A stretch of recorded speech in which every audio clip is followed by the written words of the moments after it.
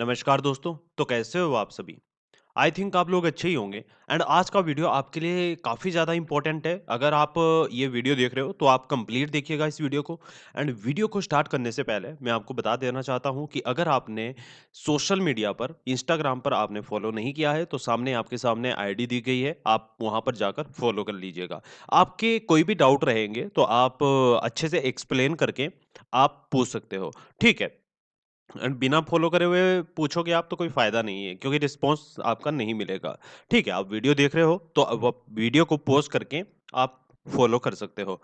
ठीक है, वापसी आते हैं आरबीआई के नियम क्या है बैंक और एनबीएफसी के लिए ये जानना आपके लिए बहुत ज़रूरी है एंड आपका बहुत जगह देखिए आप मैक्सिमम आप लोगों का बेवकूफ़ ही बनाया जाता है। थंबनेल में आपको डाला जाता है कि आरबीआई के नए नियम लागू हो गए, 1 अप्रैल से हो गया, 2 अप्रैल से हो गया। बट इसके पीछे की सच्चाई आप जानते भी हो और अगर आप जानते होंगे तो फिर आप देखते क्यों वीडियो, ठीक है?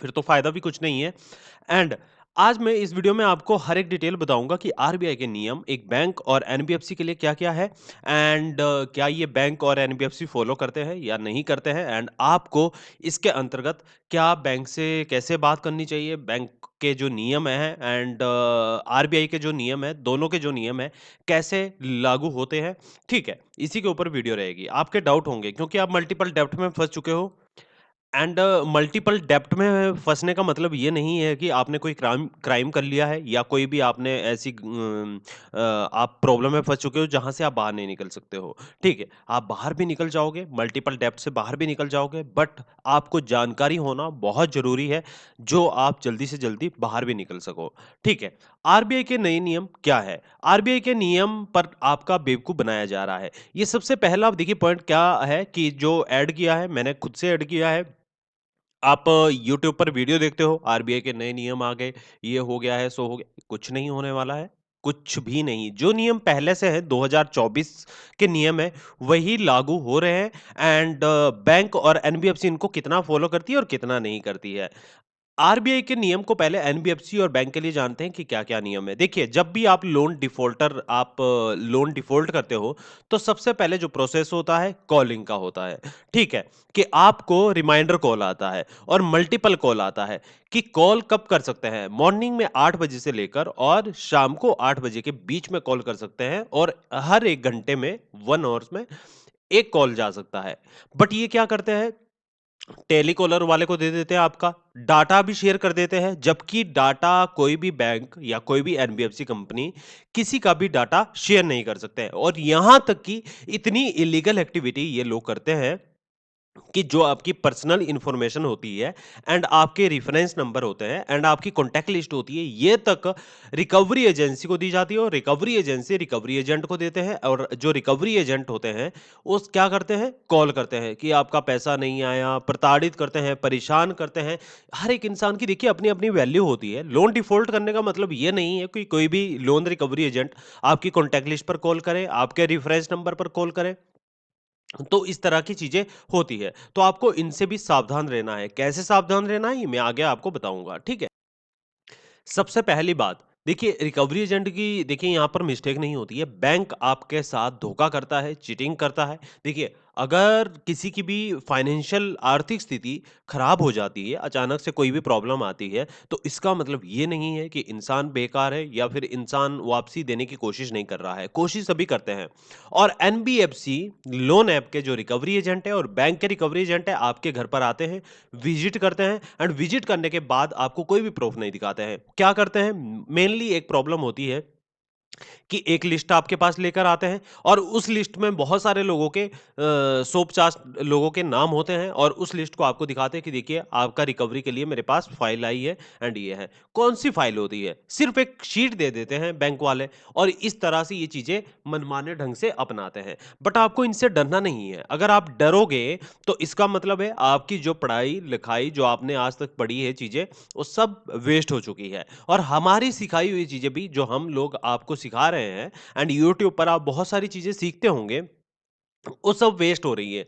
बैंक की आपको रिपोर्ट करनी पड़ेगी। देखिए अगर कोई भी थर्ड पार्टी डाटा शेयर होता है, आप जब भी ऐप को डाउनलोड करते हो, आप एक्सेस देते हो, ठीक है, एक्सेस दे दिया है, बट वहाँ पर गाइडलाइन है आरबीआई की कि आप कोई भी डाटा किसी भी थर्ड पार्टी को शेयर नहीं कर सकते हो, ठीक है? बट बैंक तो नहीं सुनता है एंड एनबीएफसी ऐप तो नहीं सुनते हैं, तो ये चीज़ें बहुत मिस्टेक करती है एंड रिकवरी एजेंट घर पर आता है आपके, तो आपको क्या करना चाहिए? ठीक है, आपको बैंक जो रिकवरी एजेंट आता है बैंक से या एनबीएफसी ऐप से, आप उनसे देखिए सबसे पहले ऑथराइजेशन लेटर बैंक से या किसी भी क्या बोलते हैं एनबीएफसी ऐप से ऑथराइजेशन लेटर होना चाहिए।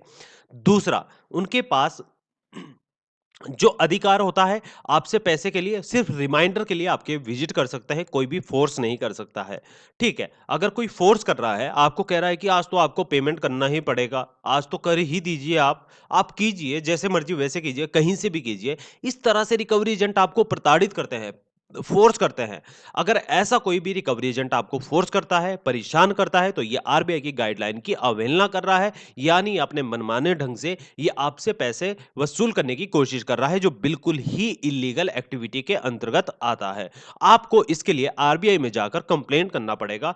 आपका एक फर्स्ट प्रायोरिटी रहना चाहिए कि आपको उनका फोटो क्लिक लेना है, आईडी कार्ड हाँ, जो रिकवरी एजेंट होता है उनका आईडी कार्ड भी होना चाहिए कि किस एजेंसी से है। आपका सबसे पहले उनका नाम, उनका मोबाइल नंबर, उनकी एजेंसी का नाम, ये फर्स्ट प्रायोरिटी आपका होना चाहिए, तो ही आपको नेक्स्ट बात करनी है।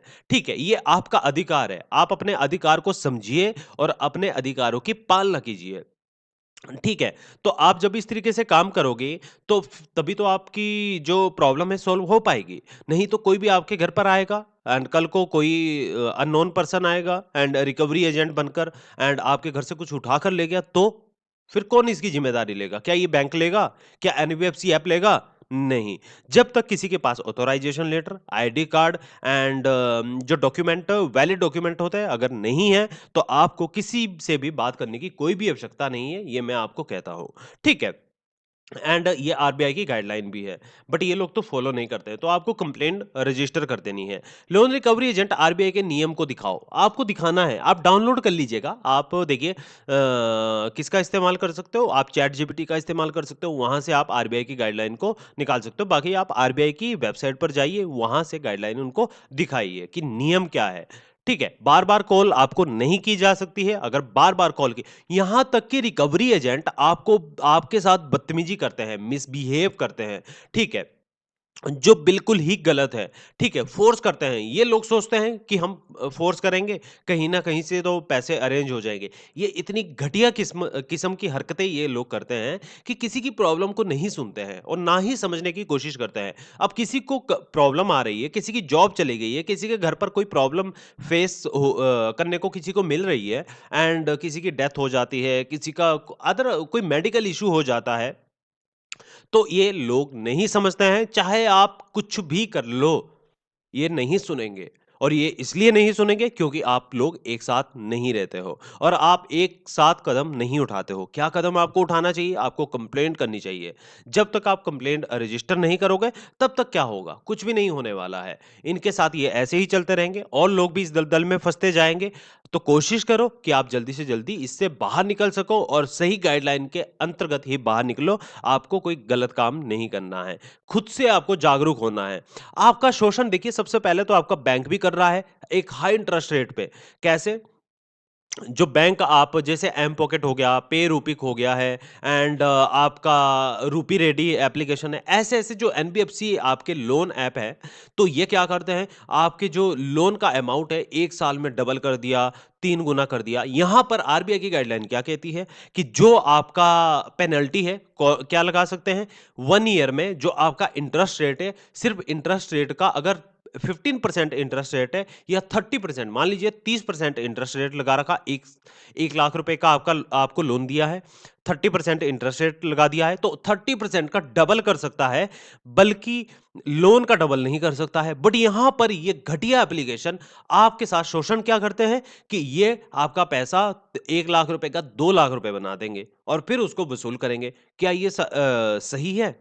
ये बिल्कुल ही गलत है। एक तो कस्टमर पहले ही फंसा हुआ है, उसके पास मल्टीपल डेब्ट हो चुका है, इस प्रॉब्लम से बाहर नहीं निकल पा रहा है और दूसरा ये लोग डबल पैसा कर दे रहे हैं। कहाँ से आप पैसा दोगे? कहाँ से एक नॉर्मल इंसान पैसा देगा? ठीक है, सभी के पास एक जैसी कंडीशन नहीं होती है कि कोई इंसान अरेंज कर सके। स्टूडेंट देखिए, स्टूडेंट गलती कर लेते हैं, लोन के दलदल में फँस जाते हैं, बट उनको अपने सिविल स्कोर का पता नहीं होता है। और सिविल स्कोर की अगर बात करें, तो सिविल स्कोर के लिए 2024 में आरबीआई की गाइडलाइन है कि आपको 15 डेज़ के अंतर्गत आपको क्या करना पड़ेगा? सिविल अपडेट करना पड़ेगा।